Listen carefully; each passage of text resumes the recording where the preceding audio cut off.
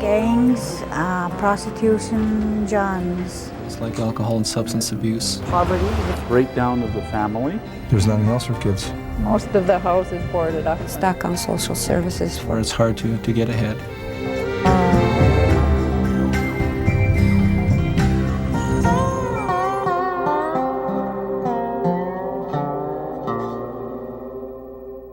The economy of an inner-city community is like a rusty bucket. Millions of dollars flow into the inner city every year. It goes for rent and welfare payments, spending on schools and social service agencies. But the money doesn't stay. It drains out through the holes in the rusty bucket. The inner city's future depends on plugging those holes by hiring local people to meet local needs. This is called community economic development. My name is Keith Summers. I work for First Peoples Security Co-op. They've trained me for 12 weeks for the security course. First Peoples Security Cooperative grew out of a local volunteer community project. With support from agencies such as Seed Winnipeg, the Assiniboine Credit Union, and the Aboriginal Centre, it has grown into a professional security service. Ron Desjardins is the co-op's manager. Full-time. We have a force of 24 trained guards.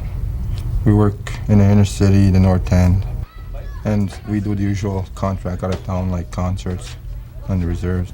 Most of them were on social assistance, so most of them are off now. Wayne Helgeson was president of the board of directors of the Aboriginal Centre when First Peoples Security was getting off the ground.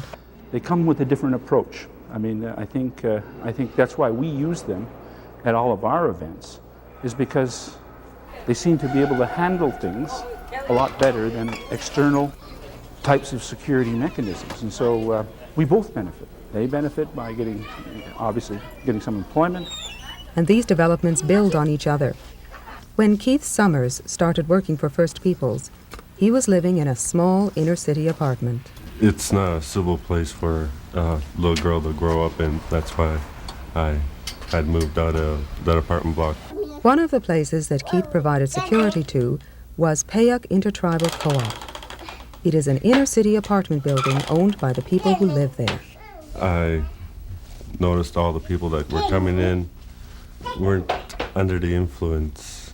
The philosophy behind Payuk was that it was a place for children and women to come that would not be abused.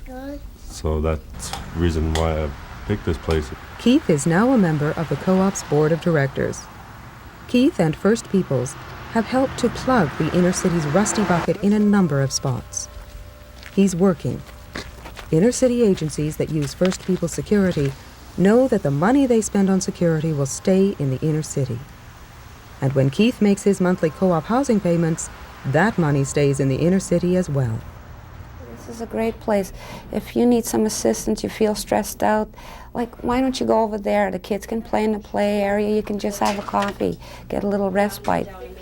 Dilly Noel is the Assistant Executive Director of the Andrew Street Family Centre. Since 1995, it has been providing a wide range of services to inner-city families. We have the Moms Helping Moms program. We have the community kitchen. That's where families in the community get together. And they hire locally. Arlene Niepenak is one of the centre's secretary bookkeepers. Well, it's just down the street from where I live, so it's pretty close. My daughter attends William White School, and I've got everything here. I do my grocery shopping in the community. I buy my clothes from here. Before coming to work at Andrews Centre, Arlene had been on social assistance and volunteering her time at the school. I've never done this kind of work before. I handle quite a bit. I do the shopping for the centre. I get the supplies. Local residents building local services and local enterprises. This sort of common sense is the heart of community economic development. How long have I been making bannock? I've been making bannock most of my life, since I was about 10 years old. Lydia has lived in Winnipeg's core area for 28 years. I started working on Nietzsche Foods here January '96. And I make bannocks, and I do stocking, and I work in the meat department. I work on the till, cleaning. everything except the office. Nietzsche Foods is one of the most established examples of community economic development in the inner city. My name is Elaine Clark. I'm the manager at Nietzsche Foods. It's a workers' co-op. The workers own the store. The items on the shelves reflect Nietzsche's commitment to plugging holes in the local economy. Wherever they can, they buy goods from local suppliers. I like shopping here. That's where I get my groceries.